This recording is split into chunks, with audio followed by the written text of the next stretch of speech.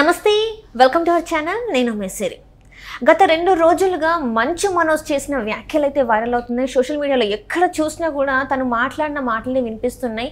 అయితే దీనికి సంబంధించి తన విశ్లేషణ మనకు చెప్పడానికి మనతో పాటు ఉన్నారు ప్రముఖ సినీ క్రిటిక్ యజ్ఞమూర్తి గారు. నమస్కారం సార్. నమస్తే సిరి.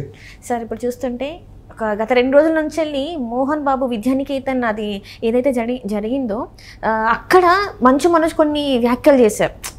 అది ఎడ్యుకేషన్ ఇన్స్టిట్యూట్ అయినా కూడా విద్యార్థుల గురించి కాకుండా పాలిటిక్స్ గురించి కూడా మాట్లాడడం జరిగింది. అక్కడ ఏంటంటే తన కుటుంబాన్ని సరిగ్గా చూసుకోలేని వాడు మీకేం చేస్తాడు, తన పక్కన ఉన్న మనుషుల్ని చూసుకోలేని వాడు మీకేం మంచి చేస్తాడని చెప్పేసి కొన్ని వ్యాఖ్యలు అయితే చేశాడు.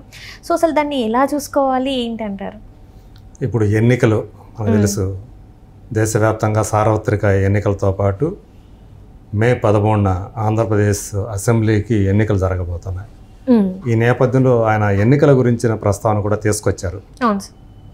సో ఎవరు అంటే విభజించి పాలించు అనే టైపులో ఉన్న వాళ్ళకి కాకుండా నలుగురిని కలుపుకొని పోయే వాళ్ళకి ఓటు వేయండి, తన కుటుంబానికి న్యాయం చేయలేని వాడు జనానికి న్యాయం చేస్తాడు, చుట్టుపక్కల వాళ్ళకి న్యాయం చేయలేని వాడు జనానికి ఏం చేస్తాడు, ఒకవేళ వాళ్ళ దగ్గర డబ్బులు ఎక్కువై డబ్బులు ఇస్తే డబ్బులు తీసుకొని థ్యాంక్స్ చెప్పండి, కానీ మీకు నచ్చిన వాళ్ళకే ఓటేయండి అని ఇలాంటి అంటే ఎవరికి ఓటు వేయాలో చెప్పకుండానే పేర్లు ప్రస్తావించకుండానే పార్టీల పేర్లు ఆయన చెప్పేశాడు. అయితే కొంతమంది ఏంటంటే దీన్ని ఆయన ఎవరిని ఉద్దేశించి నెగటివ్గా చెప్పాడో దాన్ని బయటికి తీసుకెళ్లకుండా కొంతమంది అన్నదమ్ముల మధ్య విభేదాలని దృష్టిలో పెట్టుకొని ఈయన అన్నను ఉద్దేశించి ఆ మాటలు మాట్లాడాడు అంటే ఎన్నికల ప్రస్తావన చేయకుండా ఆయన ఏవైతే చెప్పాడో అవన్నీ కూడా అన్న విష్ణుని టార్గెట్ చేసుకొని అన్నాడు.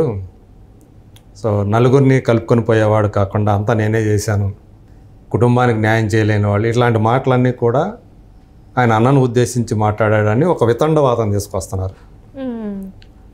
అది ఎవరు అంటే వైసీపీకి అనుకూలంగా ఉండేటువంటి మీడియా ఏదైతే ఉందో అది ఇలా మళ్ళీ ఆ కుటుంబం మధ్య కలహాలను పెంచే రీతిలో వాళ్ళు చెప్పుకుంటూ వస్తున్నారు.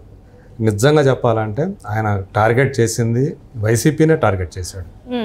దానికి కూడా రీజన్ ఉంది. ఎందుకంటే ఆయన వదిన భూమా అఖిలప్రియ, ఆమె ఆళ్ళగడ్డ ఎమ్మెల్యేగా పోటీ చేస్తున్నారు. ఆయన పెళ్లి చేసుకుంది అఖిలప్రియ చెల్లెలు మౌనిక రెడ్డినే పెళ్లి చేసుకున్నాడు మనకు తెలుసు. సో కాబట్టి ఆ రకంగా ఆయన ఆమెకు అనుకూలంగా, ఆమె ఏ పార్టీలో ఉందంటే తెలుసు టీడీపీ కాబట్టి టీడీపీ తరఫున కాబట్టి ఆయన టీడీపీకి అనుకూలం కాబట్టి అంటే ప్రజెంట్ మనకు తెలుసు ఆంధ్రప్రదేశ్లో తెలుగుదేశం, జనసేన, బీజేపీ ఈ 3 పొత్తు పెట్టుకొని ఎన్నికల్లో నిలబడుతున్నాయి. అంటే నలుగురు వాళ్ళు కలుపుకొని పోతున్నారు అని చెప్పకనే చెప్పాడు, పార్టీ పేరు చెప్పకుండా. అలాగే మొత్తం నేను ఒక్కనే చాలు, నాకెవరూ అవసరం లేదు అని ఎవరైతే చెప్పుకుంటున్నారో మనకు తెలుసు అదంతా. సో ఆ పార్టీకి, అలాంటి పార్టీకి ఓటు వేయకుండాని చాలా స్పష్టంగానే ఆయన ఎవరికి ఓటు వేయాలో కూడా పేరు చెప్పకపోయినా పెట్టకపోయినా స్పష్టంగానే చెప్పేశాడు. ఎందుకంటే ఇది జరిగింది శ్రీ విద్యానికేతన్. ప్రతి సంవత్సరం కూడా మోహన్ బాబు గారి పుట్టినరోజు వేడుకలు మార్చి 19 అక్కడే జరుగుతుంటాయి. ఆయన అక్కడ జరుపుకోవటం, తన విద్యానికేతన్లో జరుపుకోవడం అనేది మోహన్ బాబు గారికి ఉన్నటువంటి అలవాటు. ఈసారి దానికి ఆయన స్నేహితుడైనటువంటి మలయాళం సూపర్ స్టార్ మోహన్ లాల్ అతిథిగా వచ్చారు. అట్లా మోహన్ లాల్ సమక్షంలో సో మంచు అనేది కథ సుదీర్ఘంగానే మాట్లాడాడు. క్లుప్తంగా అంటున్నా అని చెప్తున్నప్పటికీ కూడా ఆల్మోస్ట్ 8.5-9 minutes దాకా ఆయన మాట్లాడాడు. అందులో సొసైటీ అంటే జనాలకి కొంత చెప్పాలనుకుంటున్నాను అని చెప్పాడు. ఎందుకంటే అక్కడ ఉండే వాళ్ళందరూ కూడా ఎక్కువ మంది, అది ఒక యూనివర్సిటీ కూడా కాబట్టి టీనేజ్లో ఉండేవాళ్ళు, 18 ఏళ్ళు దాటిన వాళ్ళు కూడా ఇంజనీరింగ్ స్టూడెంట్లు వీళ్ళందరూ ఉంటారు కాబట్టి డిగ్రీ స్టూడెంట్లు అంతా, అలాగే బయటకు వచ్చేవాళ్ళు కూడా ఈ సంవత్సరం బయటకు వచ్చేవాళ్ళు అనేక మంది ఉంటారు. సో వీళ్ళందరికీ కూడా ఆయన ఒక సందేశాన్ని తన స్పీచ్ ద్వారా ఇచ్చాడని మనం చెప్పుకోవాలి.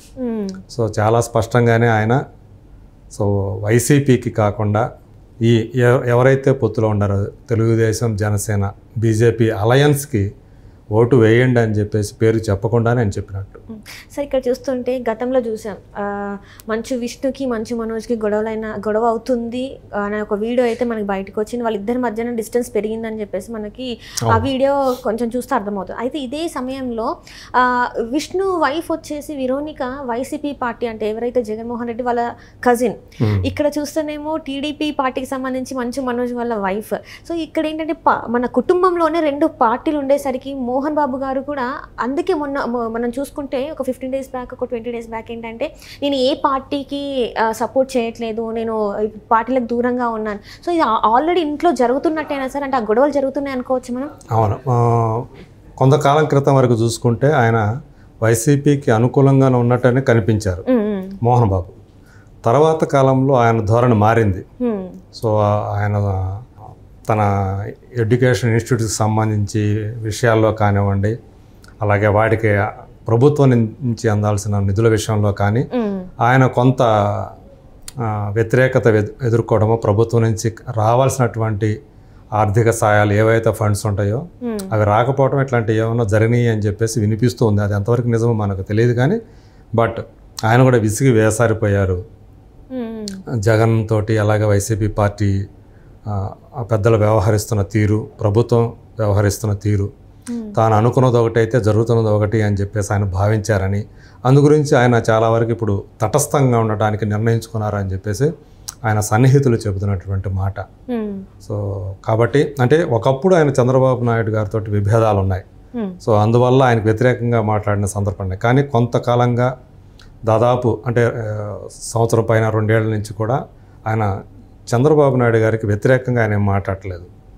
సో అంటే ఆయన ధోరణిలో ఖచ్చితంగా మార్పు వచ్చిందని చెప్పేసి మనం అనుకోవాలి. మీరు అన్నట్లు మంచు విష్ణు సంగతి, సో విరానిక రాజశేఖర రెడ్డి గారి కజిన్ కుమార్తె అని మనకు అందరికీ తెలుసు. కాబట్టి వైసీపీకి దగ్గరగా ఉన్నటువంటి కుటుంబమే వాళ్ళది. సో అందు గురించి పార్టీల పరంగా, రాజకీయ పరంగా ఈ ముగ్గురులో కూడా, అంటే తండ్రి అలాగే కొడుకులు, ముగ్గురిది 3 దారులుగా ఉన్నాయా అనే ఒక అనుమానం అయితే ఖచ్చితంగా వస్తుంది.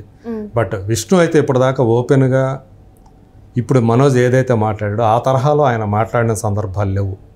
సో ఇప్పుడు డైరెక్ట్గా ఇతను ఎవరికి ఓటేయాలి అని ఆయన మనోజ్ చాలా బలంగా ఒక సందేశాన్ని తను చెప్పదలుచుకున్నది చెప్పాడు. అంటే విష్ణుకి వ్యతిరేకంగా చెప్పినట్లే అనుకోవాలి ఇక్కడ కూడా మనం. అట్లా అని చెప్పేసి అంటే నేను రాజకీయంగా, అంతేగాని అన్నని టార్గెట్ చేసి మాట్లాడలేదు.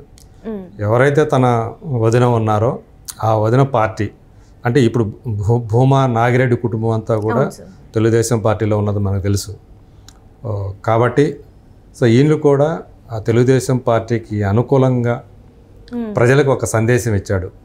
సో నలుగురిని కలుపుకొని పోయే వాళ్ళకి ఓటేయండి, అంతేగాని విభజించి పాలించండి అనే టైప్లో ఉండే వాళ్ళకి మొత్తం నాదే అని చెప్పేసి, నాకెవరో అవసరం లేదు, నేనుంటే చాలు అని అహంకారంతో ఉండే వాళ్ళకి ఓటు వేయకండి అని ఆయన చెప్పాడంటేనే ఆయన ఎవరికి ఓటు వేయమంటున్నాడో చెప్పేసినట్లే. సో ఇది ఇప్పుడు 2 రోజుల నుంచి, అంటే ఆయన ఆ రోజు మొన్న ఏదైతే చెప్పాడో నిన్నటి నుంచి విపరీతంగా వైరల్ అవుతున్నాయి. ఈరోజు కూడా దానికి కొనసాగింపు కనిపిస్తూనే ఉంది. సోషల్ మీడియాలో మంచు మనోజ్ని హైలైట్ చేస్తూ, ఆయన స్పీచ్ని హైలైట్ చేస్తూ ఈరోజు కూడా సోషల్ మీడియాలో కామెంట్స్ కనపడుతున్నాయి. ఆయన సమర్థించే వాళ్ళు ఎక్కువగా కనిపిస్తున్నారు, కరెక్ట్గా చెప్పేవనే వాళ్ళు ఉన్నారు. కొంతమంది ప్రత్యర్థులు ఎవరైతే ఉన్నారో, ఎవరికైతే నాటాయో, బలంగా తగలాల్సిన వాళ్ళకి, వాళ్ళు దాన్ని వ్యతిరేకంగా దాన్ని షేర్ చేస్తున్న వాళ్ళు ఉన్నారు. సో మొత్తానికైతే ఒక తన స్పీచ్ తోటి ఒక సంచలనం సృష్టించాడని చెప్పాలి Manoj. Right sir, right, thank you so much sir.